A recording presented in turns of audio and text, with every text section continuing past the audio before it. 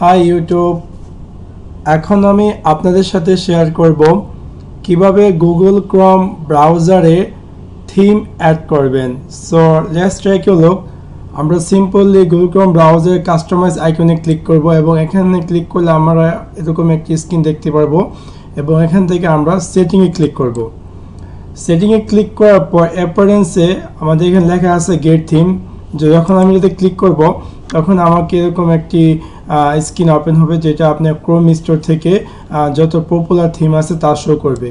So এখান থেকে আমি কাঙ্ক্ষিত যে কোনো থিম যদি আমি চাই ডাউনলোড করে ইনস্টল করার জন্য, সিম্পলি আমি এটাতে ক্লিক করব এবং ক্লিক করার পর আমি সিম্পলি অ্যাড ক্রোমে ক্লিক করব এবং সাথে সাথে এই থিমটি ডাউনলোড হয়ে অটোমেটিক আমার গুগল ক্রোমে ইনস্টল হয়ে যাবে।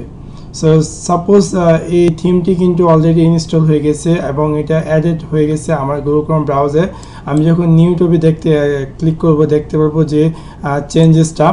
এবং যদি আমি চাই যে এই থিমটি রিমুভ করে দেওয়ার জন্য আমার গুগল ক্রোম ব্রাউজার থেকে, এবং আমি চাচ্ছি যে ডিফল্ট যে থিমটি তা নিয়ে আসার জন্য, তাহলে আমি সিম্পলি আবার সেম ওয়ে কাস্টমাইজ আইকনে ক্লিক করব এবং সেটিংয়ে ক্লিক করব এবং এখান থেকে রিস্টোর দ্য ডিফল্ট থিমে ক্লিক করলে সাথে সাথে আমার গুগল ক্রোম ব্রাউজারটি ডিফল্টভাবে যে থিমটি দেওয়া থাকে সেই থিমতে চলে আসবে।